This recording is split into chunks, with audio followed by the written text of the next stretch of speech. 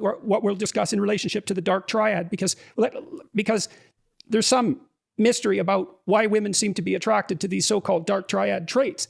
And I would say that they're using them as insufficient markers for the ability to or the acquisition of status. So, and narcissists capitalize on that, right? Because a narcissist looks confident.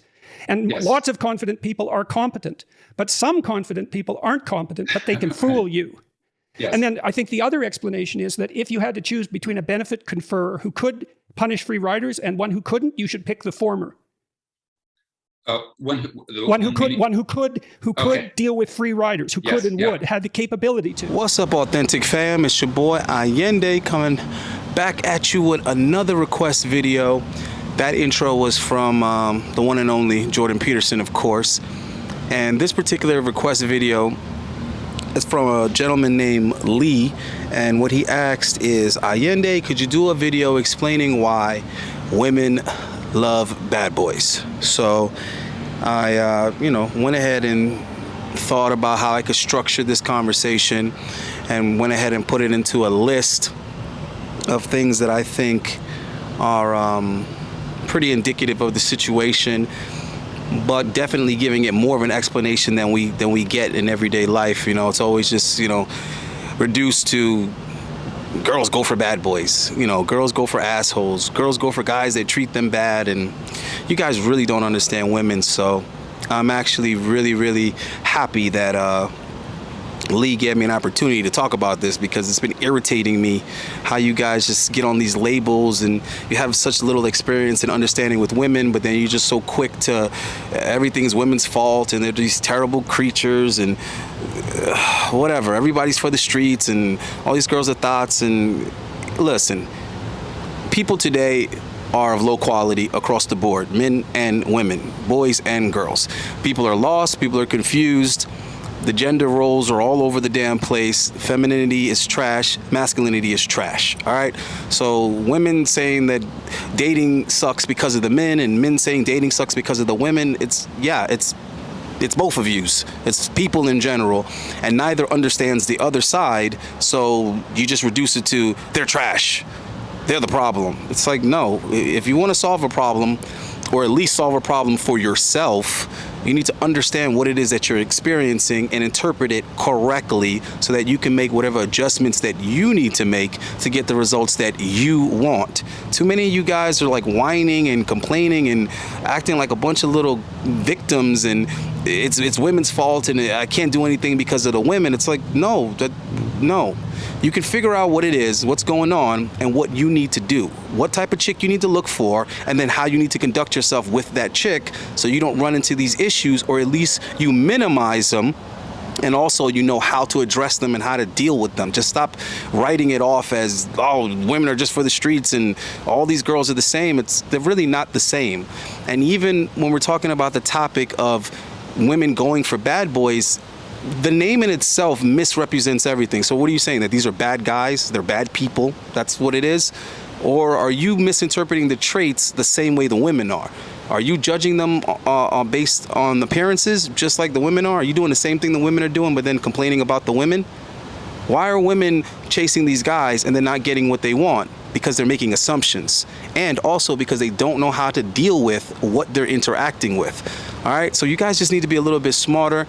And when I say you guys, I'm talking about you guys in the comments saying all these hateful things about chicks, and it's like, look, there's this saying going around the manosphere: you can love women or you can understand women, but you can't do both. All right, that's coming from a place of hate, negativity, hurt, and all this other shit. And that's when you get that, who hurt you?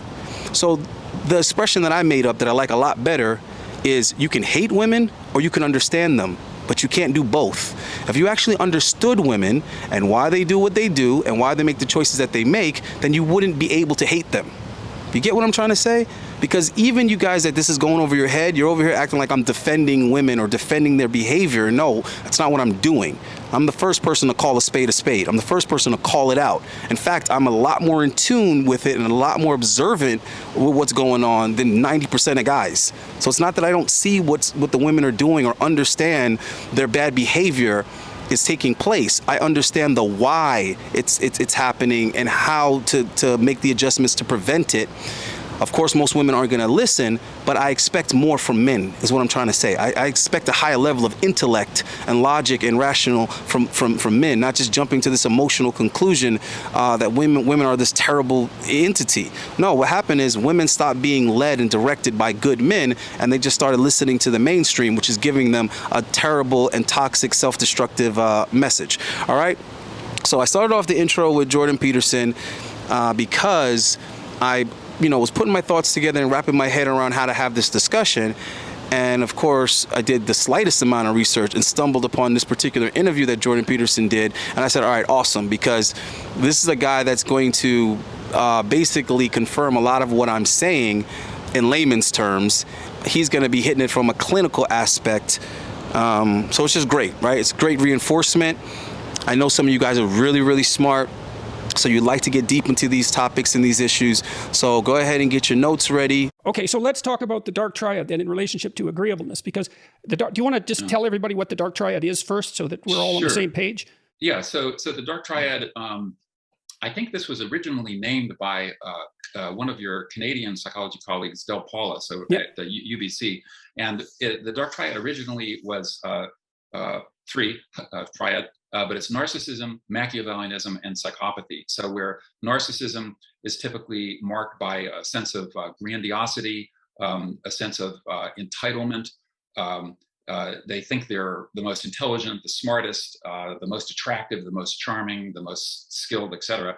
Or in the words of one of my former graduate students, they think they're hot, but they're not. But we're about to have another classic here. This is going to be very in depth in my estimation. So I think it's going to be very useful for guys to kind of understand this, for the guys that are like sitting at home and have engaged with women very little, because a lot of guys, that's what the issue is. You've never actually dealt with chicks in real time, in real life. So you're just kind of like looking at what's being said and written about them, and then also how they're displaying themselves on social media and thinking, oh man, these girls are terrible and this is how they are. Oh man, they don't want, oh man, if you treat girls nice, they're gonna treat you bad. It's like, no, women treat you bad if you let them treat you bad. That's what it is. It doesn't matter if you're good to them or bad to them. If you let them treat you bad, they'll treat you bad. Then you're over here speaking about these Tyrones and these Chads and all this other stuff as if they're terrible people, like you even know these people. If you're thinking like that, you don't know these guys. Because I've been called a bad boy. I've been called a Tyrone and all this other type of shit. And I'm not what people think that means. Also, that's a lot of you listening to the very same women that you hate so damn much. Because those are the people telling you that they're assholes and they're toxic and all this other stuff. When really, they're just not willing to commit to low quality women, just like any smart man wouldn't be.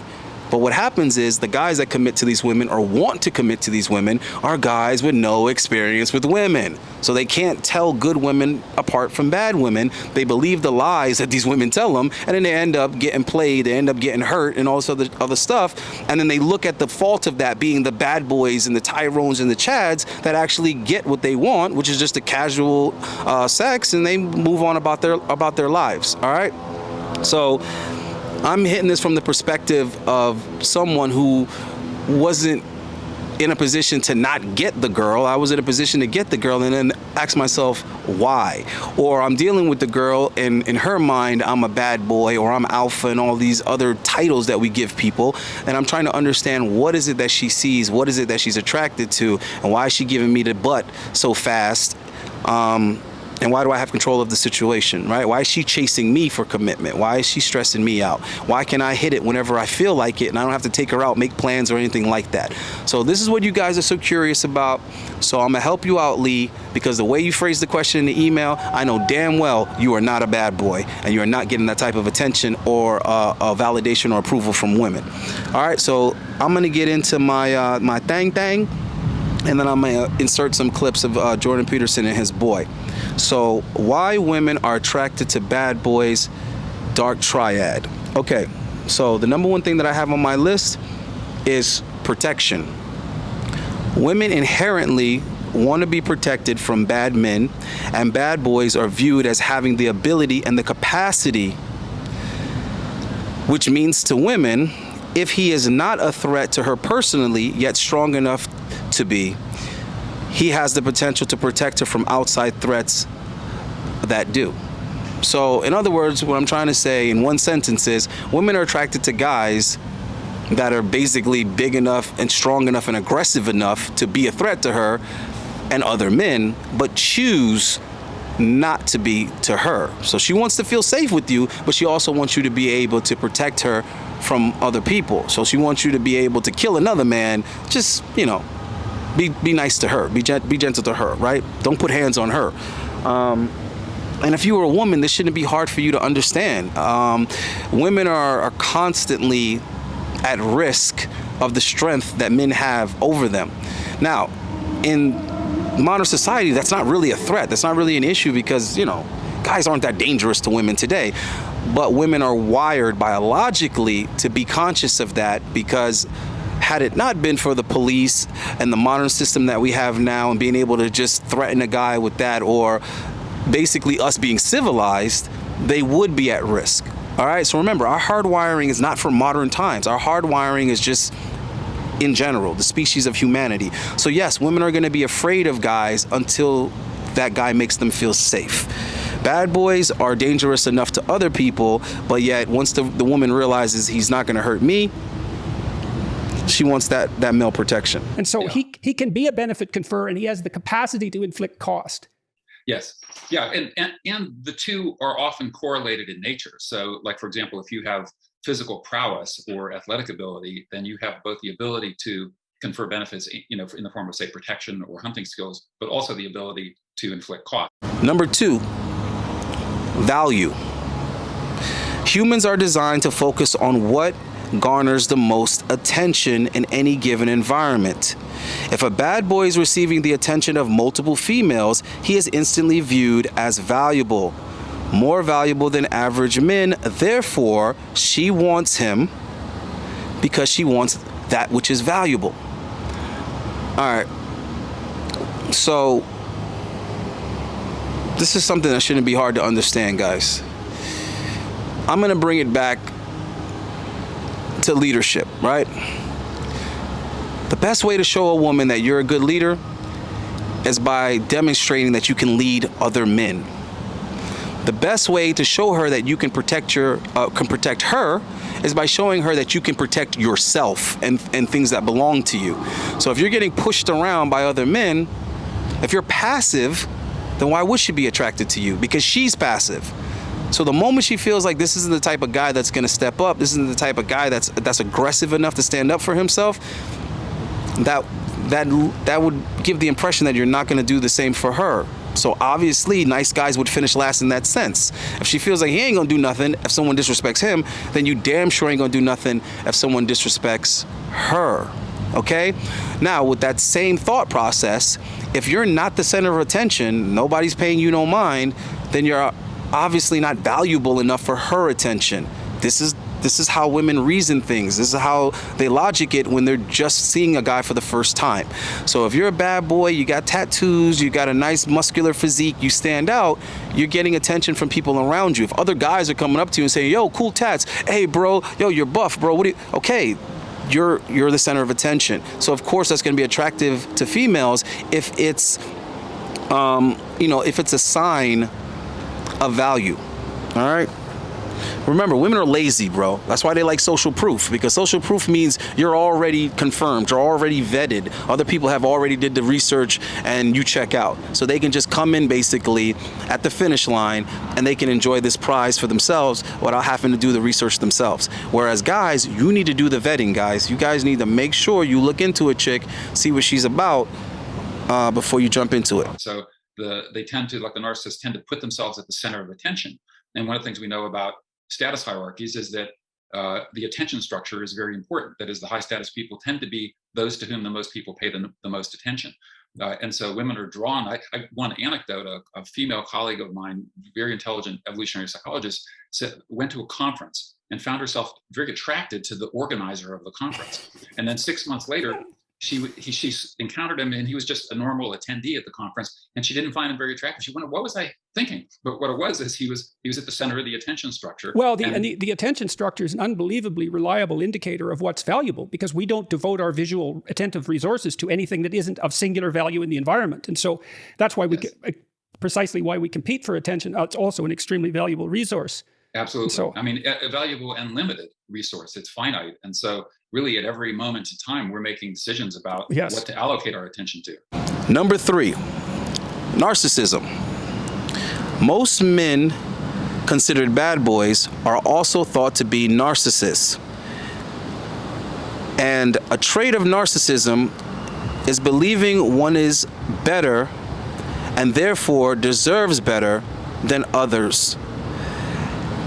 Then, in a capitalist society, a selfish mentality and aim to exploit others is rewarded by acquiring wealth and power. As a narcissist herself, she desires men in this position. All right, so that's another thing. Bad boys tend to be the guys that are looked at as not following the rules. They're going to take what it is that they want. They're not going to really have too much concern for others, and they're going to engage with people in a way that benefits them first and foremost. Now, women aren't necessarily that aggressive. Are they trying to do the same thing? Think about it. Women are trying to do the same thing. They're trying to exploit other people. They're trying to get what they want, but they go a passive route about it. They try to use their looks. They try to use their beauty. They try to manipulate to get it. Right? Whereas a bad boy, so to speak, is going to be a little bit more direct. So of course she's going to align with that, because that's what she herself can relate to, because she is also a narcissist. The entitlement is, I think, a critical component of narcissism, where they feel, I'm so great, I deserve a larger share of the pie, including the sexual pie, when we get to the issue of sexual conflict and sexual coercion. Machiavellianism, I mean, that stems from the Prince of, I can't remember how many hundreds of years ago that was written, but it's basically people who pursue an exploitative social strategy. So the next one here is number 4, inexperience. The bad boy appeal is mostly an external bravado, which suggests a man is strong, competent, and able to take what he wants. As well, punish the free riders. Not only may this not be true, and possibly simply just peacocking, but also it doesn't guarantee commitment to one female. In which people do have the ability to assess whether that high self-esteem is warranted or not, because we have even words in our language for things like arrogant, that kind of connote someone who is thinks that they're more beautiful or more intelligent or more capable than they actually are. Nevertheless, inexperienced women are just inexperienced women. As time goes on, they get older, more mature, and experience finally comes into play, and they realize that these men cannot be changed or forced into commitment. But by that time, she has hit the wall, which is why she is, this is why you commonly hear women saying, I'm done with bad boys, I just want a nice guy. So this is what I'm talking about by stop hating women. Stop hating women for their mistakes. All right? They're a victim of their own mistakes. So stop acting like this is something they're personally doing to you. All that they're trying to do is trying to act on what they're attracted to. Remember, you can't negotiate attraction. So for all you dudes that are sitting here upset that women are attracted to a certain type of guy, you act like she has a say-so in that. Men can't negotiate their attraction either. You don't sit down and tell yourself, you know what, there's a lot of fat chicks out here, and fat women are a lot easier to get. Nobody wants these fat women. So you know what I'm gonna do? I'm gonna just be attracted to fat women. I'm gonna start dating fat women. I'm gonna wife up fat women because, I can get fat women. You can't do that. You can't decide that you're going to be attracted to that. You're going to be disgusted by it, and you're not going to be able to change that. Well, guess what? Women are going to be disgusted by a lot of simpish, nice guy, needy, pandering behavior. So no matter how much you do it and how much it makes sense to you in your mind as a man, because I'm being nice to her, I'm doing, she's turned off by it. She's disgusted by it naturally. She's not choosing to be attracted to the guy that treats her worse. She's just naturally attracted to certain traits that that particular guy happens to have. It is what it is, guy. That's why you have to be careful how you behave and how you portray yourself, because if you fall into a category of actions and behaviors that are already, pre-turn-offs, they're already decided to be a turn-off naturally, whether or not they're coming from a good place isn't going to matter. It's going to stimulate the same feeling in her, and that's going to be disgust.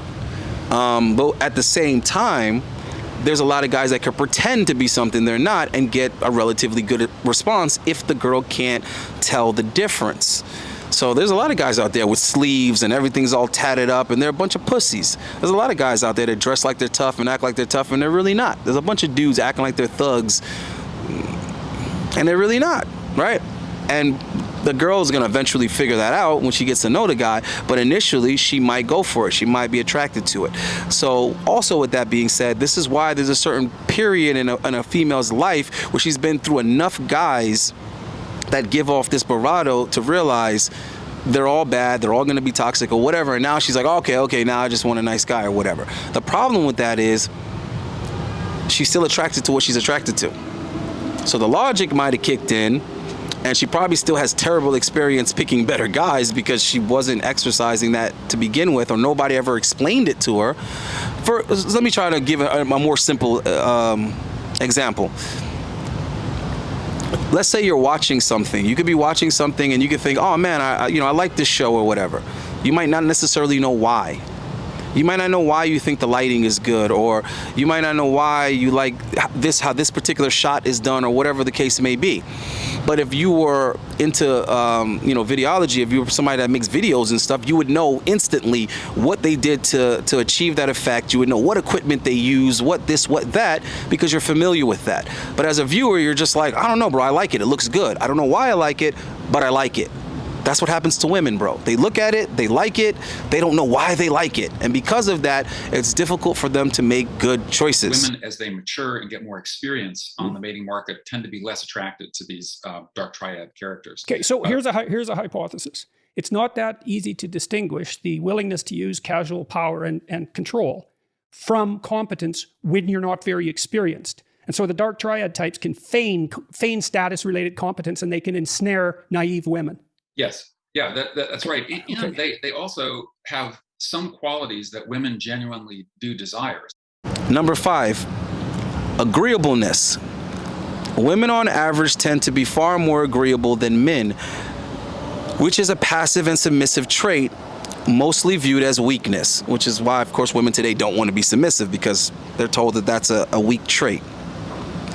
All right.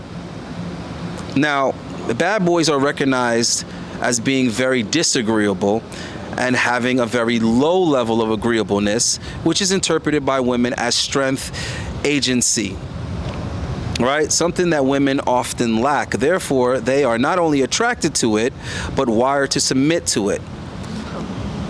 Hence the saying, opposites attract.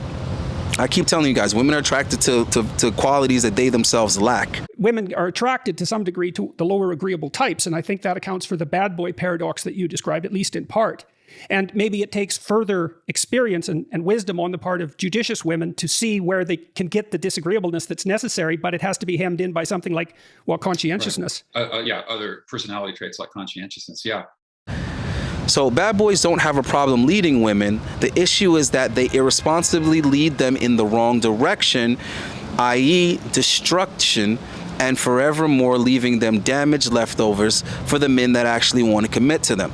So that's the problem that we're having in modern time, is that like the women are down to do whatever for these particular guys. The problem is these particular guys are being reckless with these women's interest and obedience, and they're basically just smutting them out, ruining them, and then just leaving them as damaged goods for these other guys that have to come in and pick up and deal with.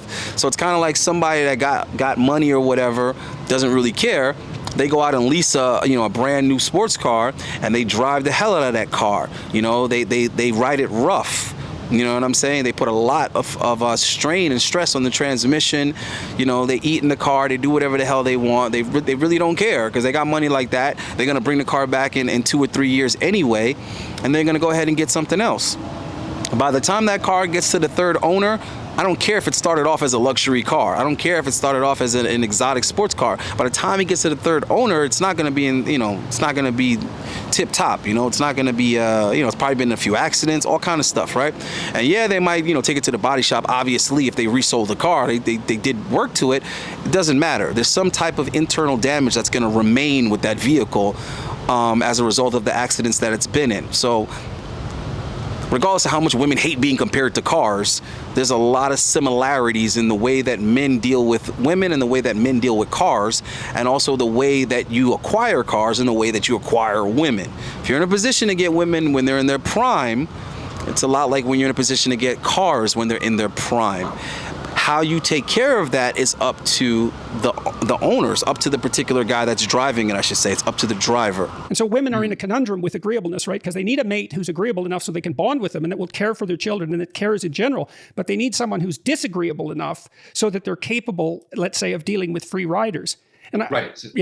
So one way of saying that is agreeable with respect to them, but the potential for being disagreeable with respect to those others when they need to be punished or they need to ward off an attacker.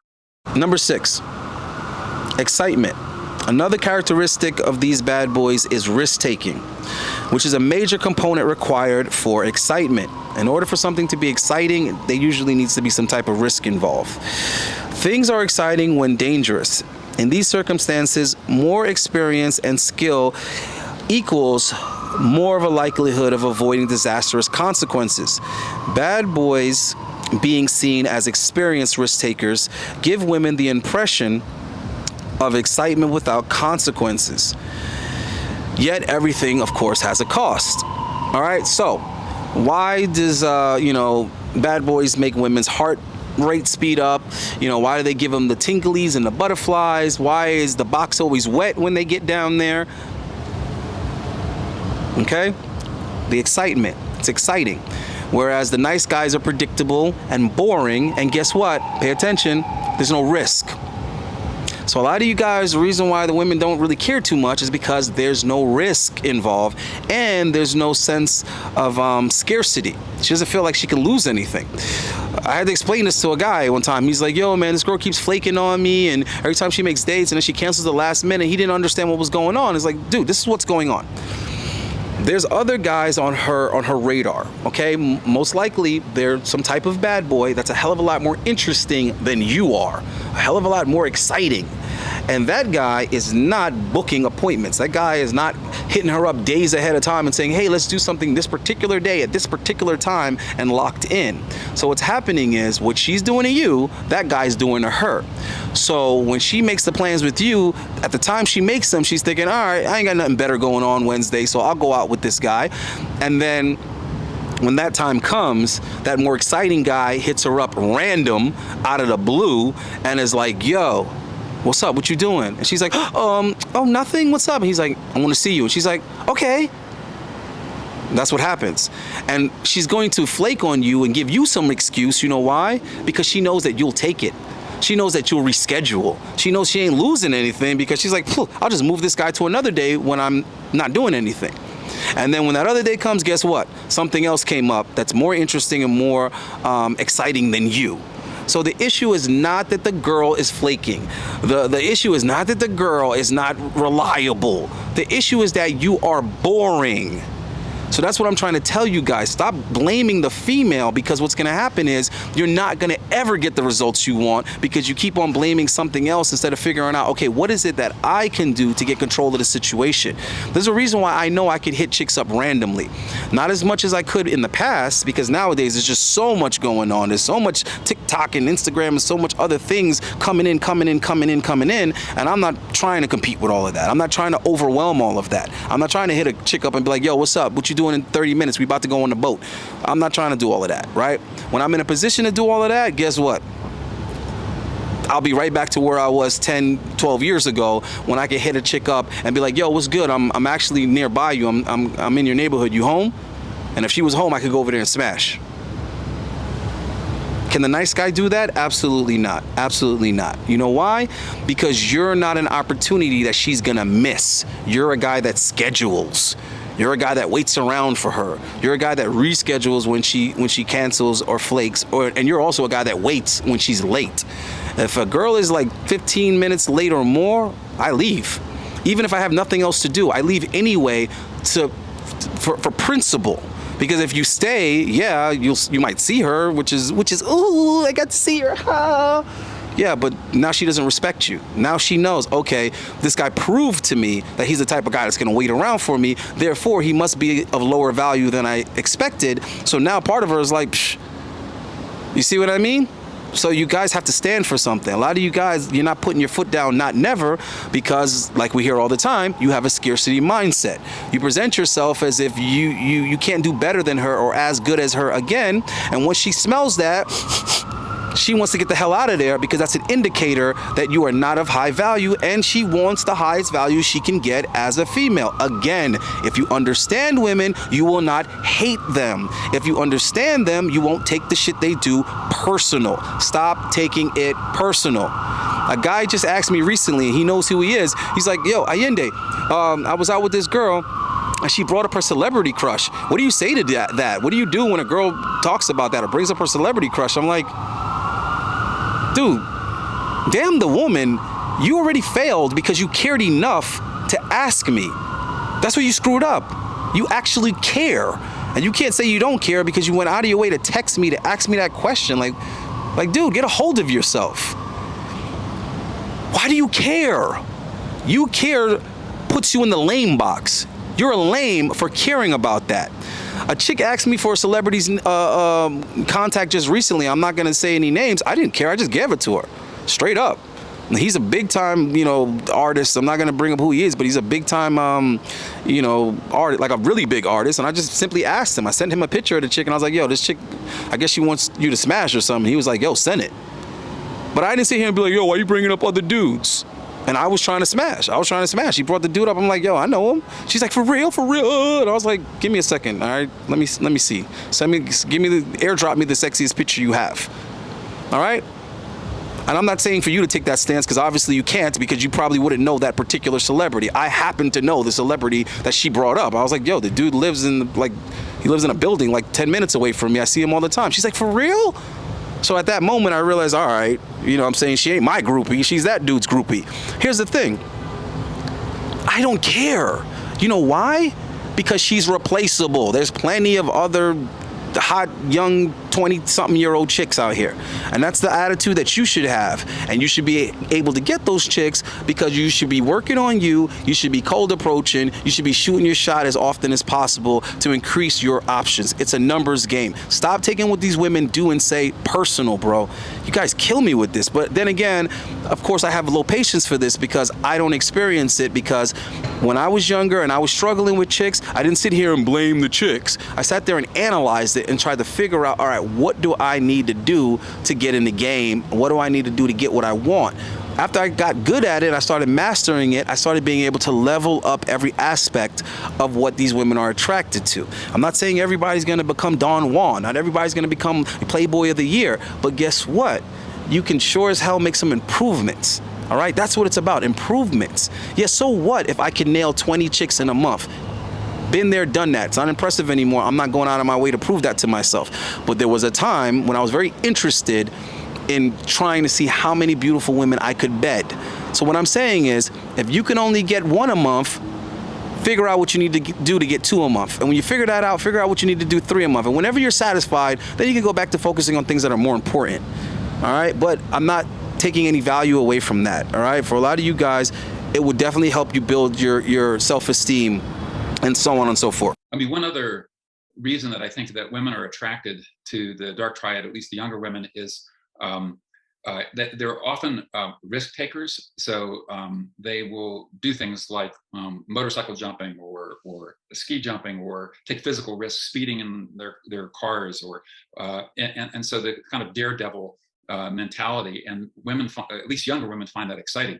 But I wonder if they confuse that with trait openness, right? Because the open types are going to experiment. They're going to try lots of different things, and that daredevil, I don't care, might be not easily distinguished from the capacity to engage in creative problem-solving pursuits, and perhaps with courage as well.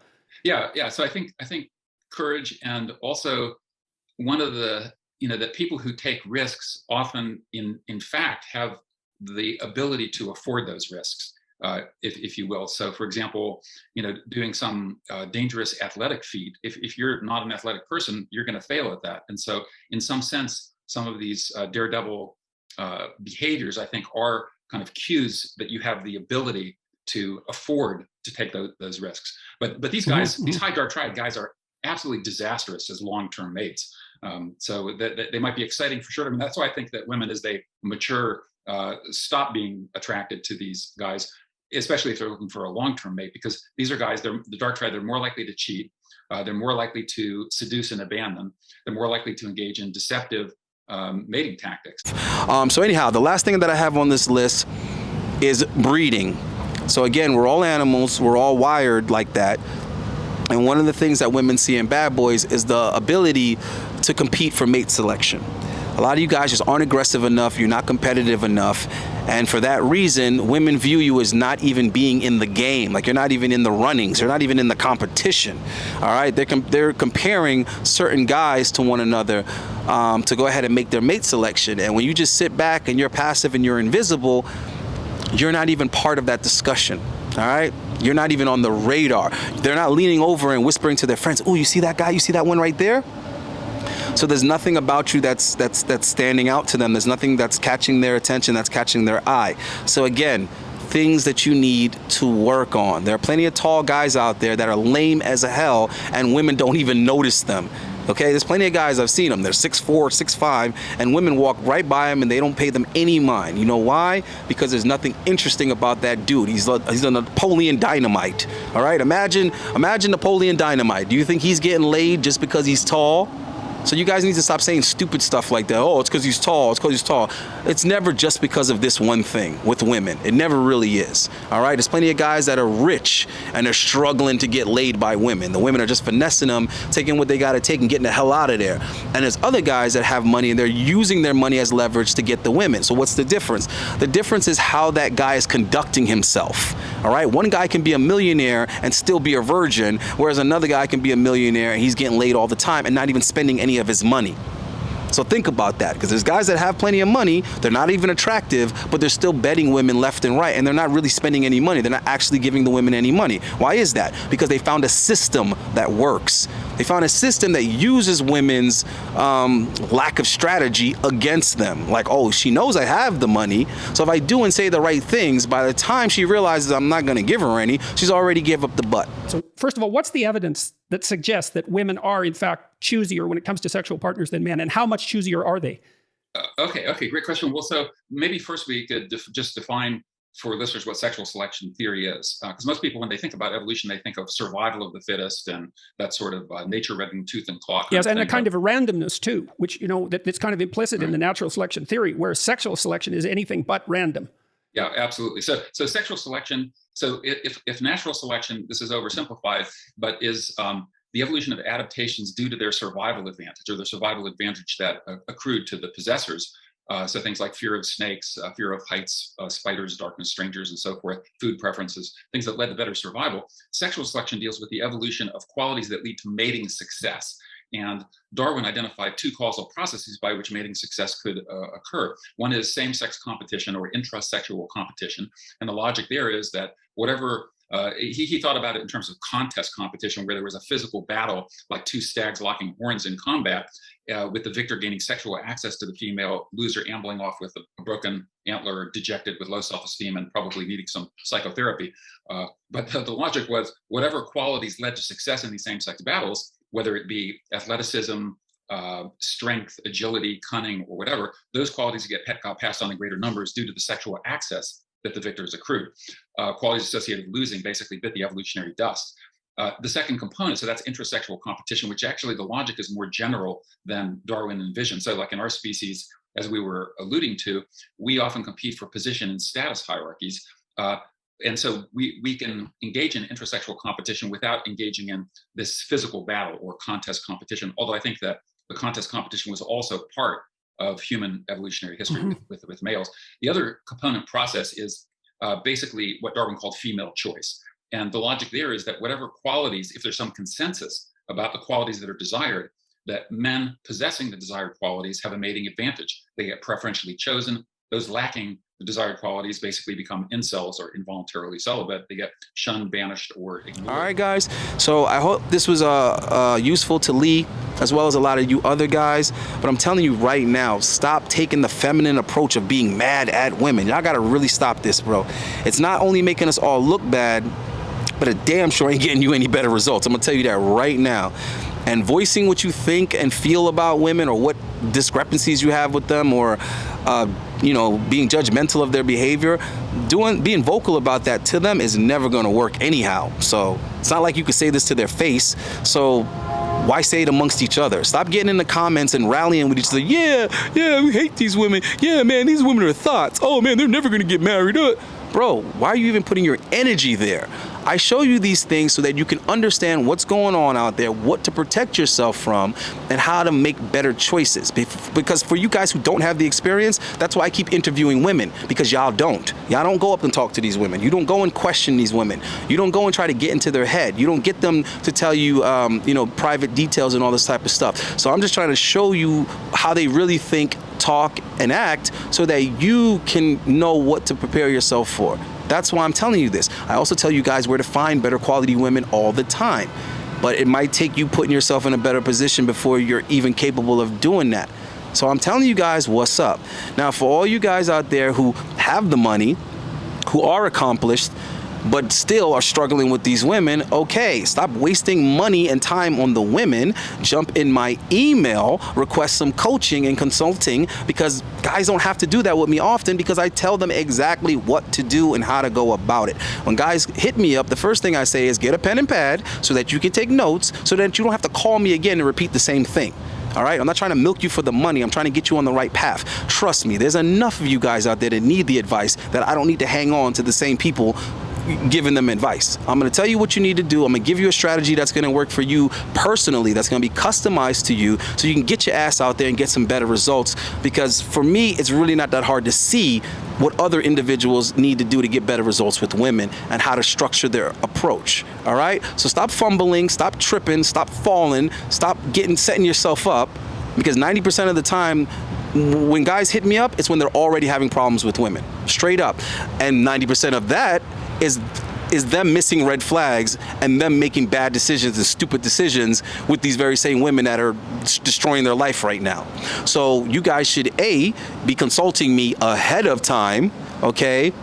And also B, letting me help you get out of the situations with these women, whereas a lot of you are sticking around a lot longer than you need to be, or actually making the situation worse by the way that you're responding. All right, so anyhow, I'm a resource that's here for you. Take advantage of it.